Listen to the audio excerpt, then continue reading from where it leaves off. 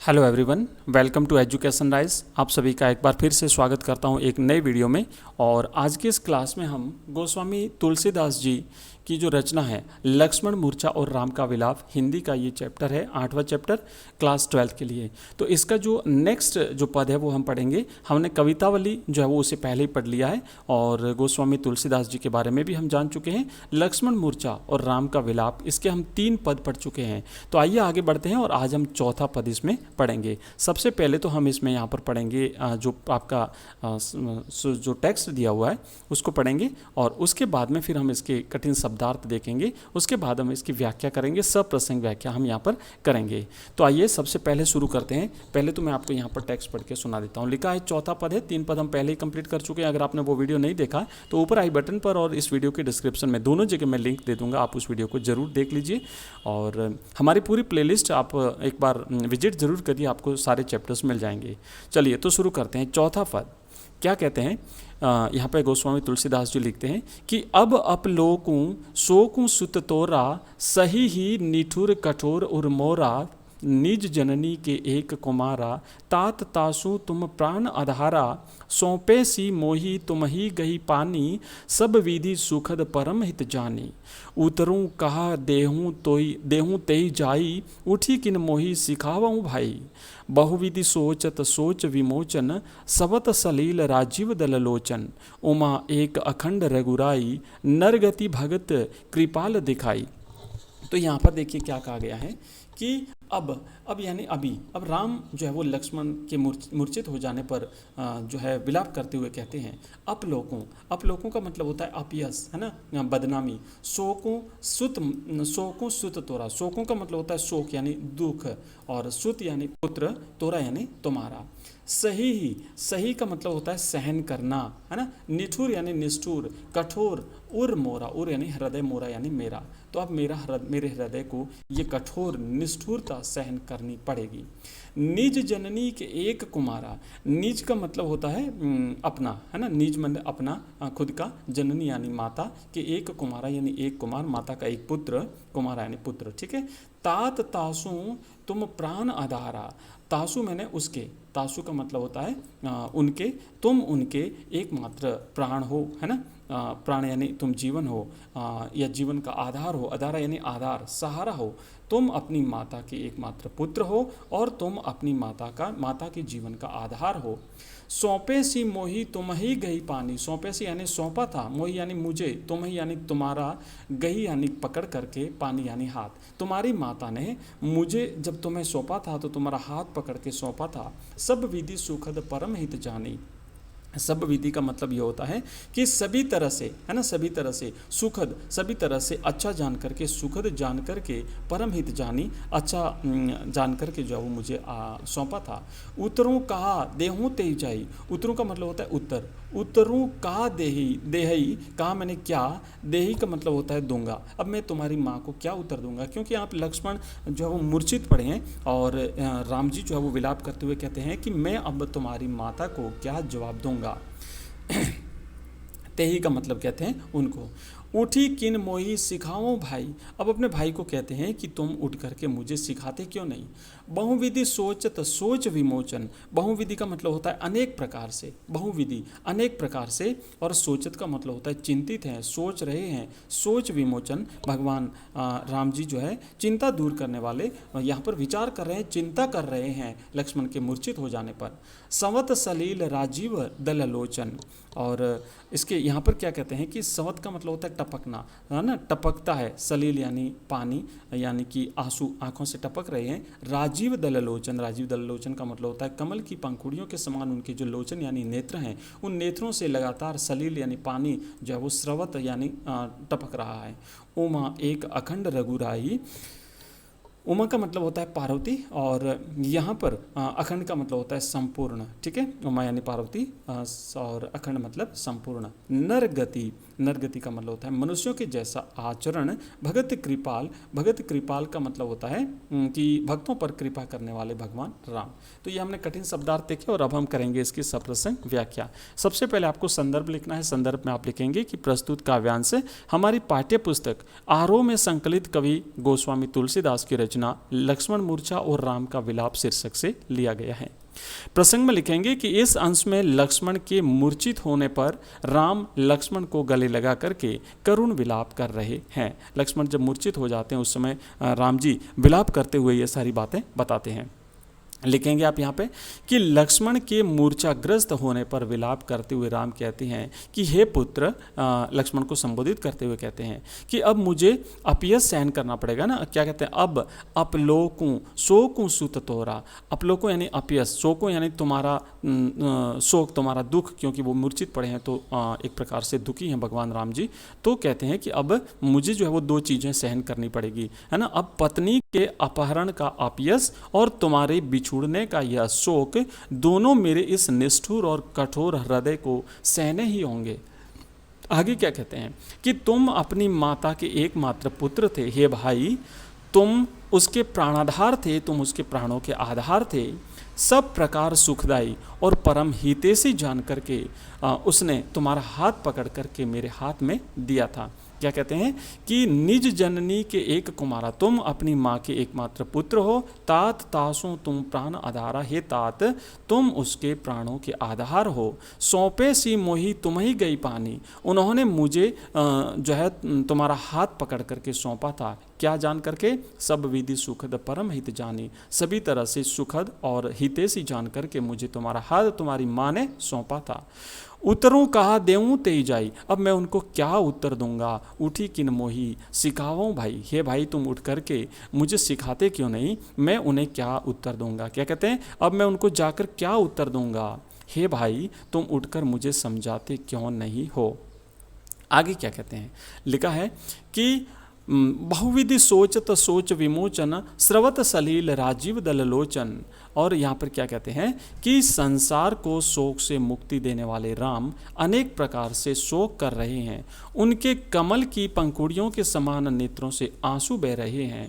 शिवाजी ने यह कथा सुनाते हुए पार्वती से कहा था, हे उमा, राम अखंड परम ब्रह्म हैं, भक्तों पर कृपा करके ही उन्होंने यह नर लीला दिखाई है। विशेष में लिखेंगे, पहला पॉइंट है कि मर्यादा पुरुषोत्तम राम एक सहृदय भाई की तरह करुणा विलाप कर रहे हैं। और दूसरे में लिखा है कि मार्मिक उक्तियों के द्वारा गोस्वामी तुलसीदास ने करुण रस की सृष्टि की है। नेक्स्ट अब हम बढ़ेंगे पांचवें जो पद है उसको पढ़ेंगे। और पांचवें पद की तरफ बढ़ने से पहले मैं आपको बता दूं कि अगर आप हमारे इस वीडियो की पीडीएफ चाहते हैं, हमारे सभी वीडियोस की पीडीएफ चाहते हैं, हम अलग अलग सब्जेक्ट पढ़ते हैं, geography, Hindi, literature, Hindi compulsory, English compulsory, history, political science, ये सारे सब्जेक्ट्स हम पढ़ते हैं। अगर आप इन सभी सब्जेक्ट्स का कंप्लीट कोर्स आप चाहते हैं तो आप हमारा ऐप डाउनलोड करिए, जिसका लिंक इस वीडियो के डिस्क्रिप्शन में दिया गया है। और साथ ही साथ आप प्ले स्टोर पर लिखेंगे एजुकेशन राइज, तो वहाँ पर आपको हमारा ऐप मिलेगा, उससे डाउनलोड करिएगा और वहाँ पर आप चैप्टर वाइज जो हमने कोर्सेज लॉन्च किए हैं आप उन्हें देख सकते हैं। चलिए पढ़ते हैं पांचवा पद।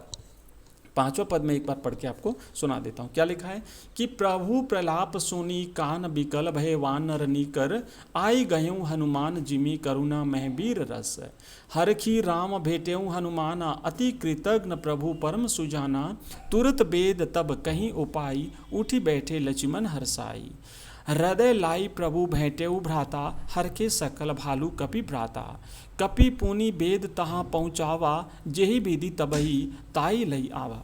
तो अब यहाँ पे देखिए क्या कहता है कि प्रभु प्रलाप सुनी, प्रभु यानी भगवान राम जी का प्रलाप यानी कि उनकी व्याकुलता उनका विलाप सुन यानी सुन करके कान विकल भये, कान भी व्याकुल हो गए। बानर निकर, बानर समूह के यानी उनकी जो सेना थी उनके भी कान अब तो विकल हो गए। आई गयूं हनुमान जिमी करुणा महबीर रस।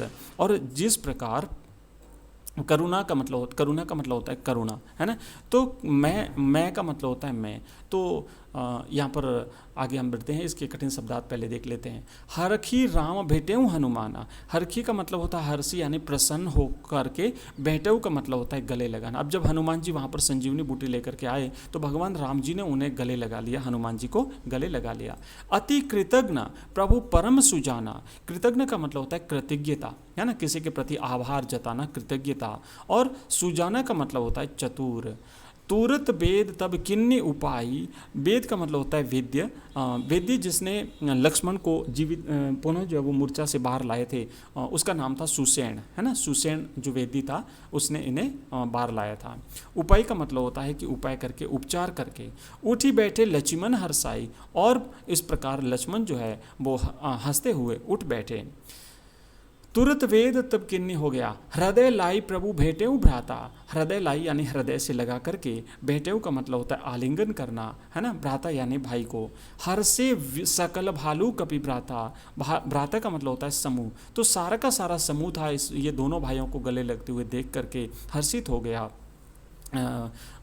सारा का सारा जो समूह था, जो पूरी सेना थी राम जी की, है ना, भालू और वानर जाति के जो वनवासी जो भी उनके साथ थे, वो सभी जो है वो खुश हो गए। कपि पुनि वेद तहाँ पहुँचावा। पुनि का मतलब होता है पुनः, तहाँ मतलब जहाँ पर वो जो उनके जो वेदी थे सुसैन, उनको पुनः उनके घर पर पहुँचाना था। जे ही विधि तबही ताई लई आवा। जिस विधि से, जिस तरीके से उनको वहाँ से लाया था, यानी उनको घर सहित उठा करके हनुमान जी लाए थे, तो वापस उनको उसी रूप में वहाँ पर पहुँचाना था। ठीक है, तो अब हम करेंगे इसकी सप्रसंग व्याख्या। आप यहाँ पे लिखेंगे कि प्रस्तुत काव्यांश हमारी पाठ्य पुस्तक आरोह में संकलित गोस्वामी तुलसीदास की रचना लक्ष्मण मूर्छा और राम का विलाप शीर्षक से अवतरित हैं। प्रसंग में लिखेंगे कि इस अंश में हनुमान संजीवनी बूटी लेकर के लौट आते हैं, सभी प्रसन्नता व्यक्त कर रहे हैं। व्याख्या में लिखेंगे कि प्रभु राम के प्रलाप को अपने कानों से सुनकर वानर दल व्याकुल हो उठा। प्रभु राम अपने भाई लक्ष्मण को इस तरीके से मूर्छित अवस्था में देख करके व्याकुल हो जाते हैं और प्रलाप करते हैं। तो उनके प्रलाप को वो जो वानर दल था, उन्होंने जब अपने कानों से सुना तो वो भी व्याकुल हो गए। आगे क्या कहते हैं, उसी समय हनुमान वहाँ आ पहुँचे तो ऐसा प्रतीत हुआ जैसे करुण रस के साथ वीर रस आकर मिल गया हो। तो हनुमान जी उस समय आ जाते हैं वहाँ पर संजीवनी बूटी लेकर के, यानी पहाड़ पूरा उठा करके। आई गयूं हनुमान जी में करुणा में वीर रस। तो जैसे ही हनुमान जी वहाँ पर आए तो ऐसा लगा जैसे कि करुण रस के साथ में वीर रस का समावेश हो गया हो।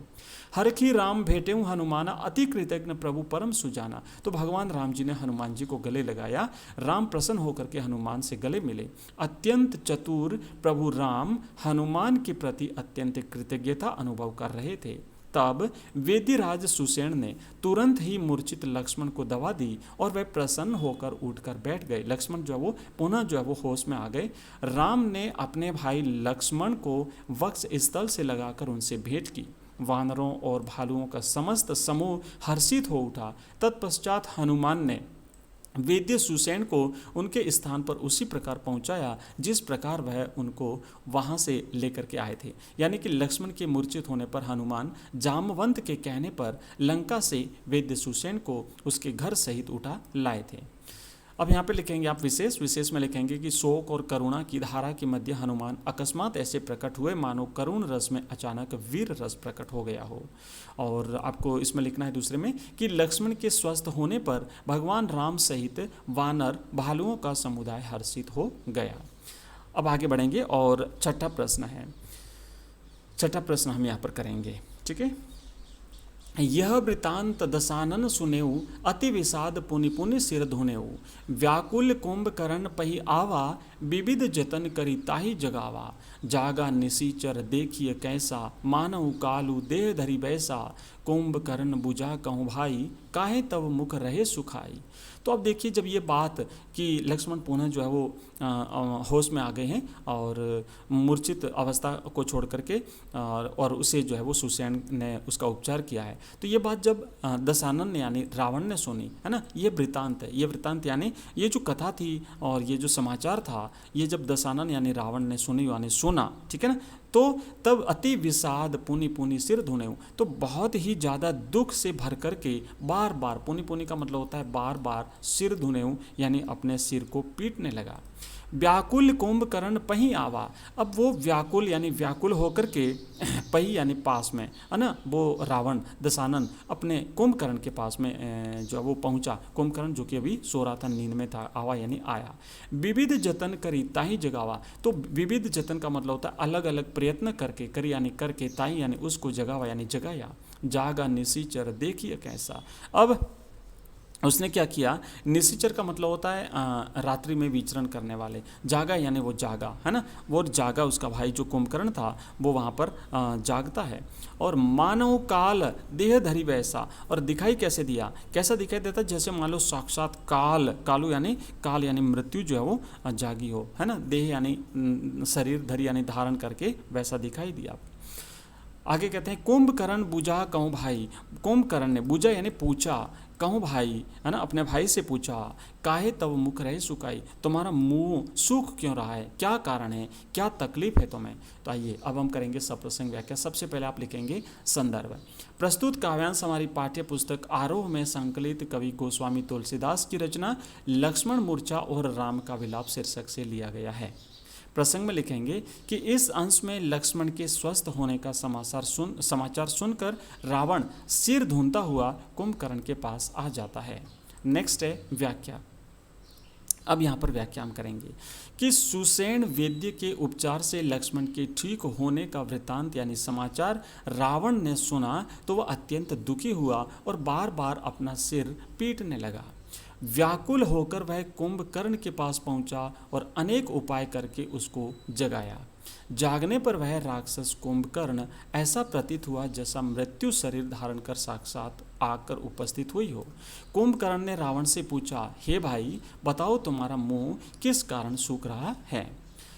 तो अब यहाँ पे विशेष में आपको लिखना है कि जब रावण को लक्ष्मण के होश में आने का समाचार मिला तब वह सिर धुनने लगा। उसे लगा कि उसकी मुसीबतें और बढ़ गई हैं, अब फिर से उसे लक्ष्मण जैसे वीर का सामना करना पड़ेगा। और दूसरे पॉइंट में लिखना है कि कुंभकर्ण से मिलते समय रावण बुरी तरह से घबराया और दुखी था। नेक्स्ट पढ़ते हैं 7वां जो पद है, हम यहाँ पर उसका अध्ययन करेंगे। तो पहले मैं पढ़ लेता हूँ अब 7वां पद। कथा कही सब तेहि अभिमानी, जेहि प्रकार सीता हरियाणी। तात कपिन सब निशिचर मारे, महा महा जोधा संहारे। दुर्मुख सूर रिपु मनुज आहारी, भट अतिकाय अकंपन भारी। अपर सहोदर आदि कबीरा, परे समर मही सब रणधीरा। सुनी दस कंधर वचन तब कुंभकर्ण बिलखान, जगदम्बा हरि आनी अब सठ चाहत कल्याण।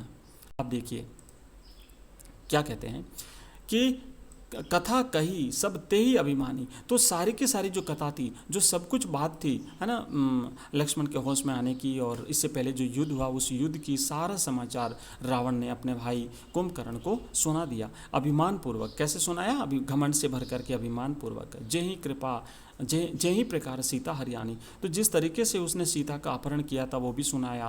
तात कपिन सब निशिचर मारे। कपिन मैंने वानरों के द्वारा, है ना, वानरों के द्वारा जो निशिचर जो राक्षस मारे गए थे वो बात भी जो है उसने कही।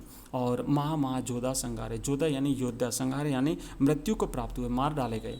दुर्मुख सूर रिपु मनुज आहारी। दुर्मुख का मतलब होता है कटुभाषी, है ना, कटुभाषी। और सूर रिपु का मतलब होता है देव शत्रु। मनुज आहारी का मतलब होता है नरभक्षी। मनुज यानी मनुष्य, आहारी यानी आहार करना, मनुष्य का आहार करना यानी नरभक्षी, मनुष्य को खाने वाले। भट अतिकाय अकंपन भारी। भट का मतलब होता है योद्धा, अतिकाय का मतलब होता है विशाल शरीर वाला, अकंपन का मतलब होता है कभी भय से न कांपने वाला, अकंपन जो कभी कांपे नहीं। अपर महोदर आदि कबीरा। अपर का मतलब होता है दूसरे, है ना, अपर का मतलब होता है दूसरे। महोदर का मतलब होता है बड़े पेट वाला, महोदर। आदिक बीरा। और परे समर मही सब रणधीरा। परे का मतलब होता, परे समर का मतलब होता है युद्ध में, मही यानी भूमि, है ना, और रणधीरा का मतलब होता है युद्ध में धैर्य रखने वाले।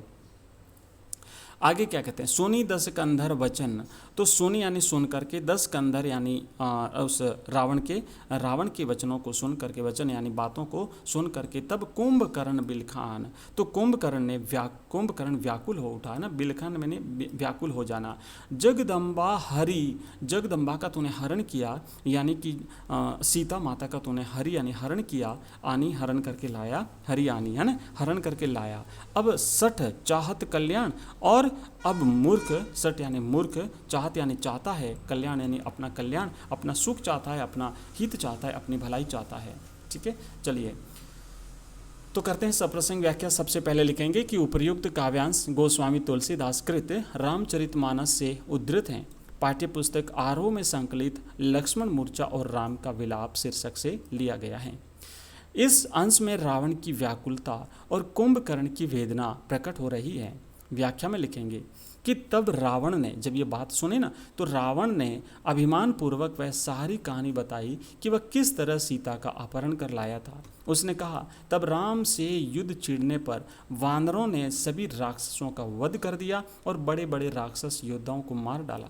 कटुभाषी दुर्मुख देवताओं का शत्रु सूर रिपु, नरभक्षी, मनुज आहारी, विशाल शरीर वाला अतिकाय, अकंपन, भारी शरीर वाला आदि राक्षस योद्धा मारे जा चुके हैं, और भी दूसरे सहोदर आदि युद्ध में धैर्य न खोने वाले राक्षस वीर युद्ध भूमि में मृत पड़े हैं। तो ये सारी बातें कुंभकर्ण को बताएगी रावण के द्वारा।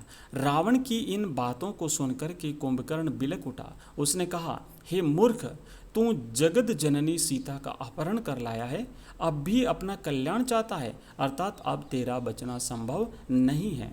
ठीक है, तो ये हमने इसका जो है वो सप्रसंग व्याख्या करी। और अब विशेष में आप लिखेंगे कि रावण का अभिमान और कुंभकर्ण की पश्चाताप जनित वेदना प्रकट हुई है।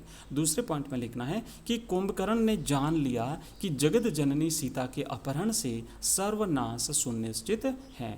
तो ये हमने दोस्तों इस चैप्टर को कंप्लीट पढ़ लिया है, और अलग अलग 3 भागों में हमने इसे पढ़ा है। नेक्स्ट जो वीडियो होगा उसमें हम करेंगे इसके क्वेश्चन आंसर्स, और उसके बाद में रोजाना शाम को 8:30 बजे होती है हमारी लाइव क्लास, जिसे ज्वाइन करना बिल्कुल भी ना भूलिएगा। वहाँ पर हम करेंगे इसके MCQs। Okay, thank you, bye.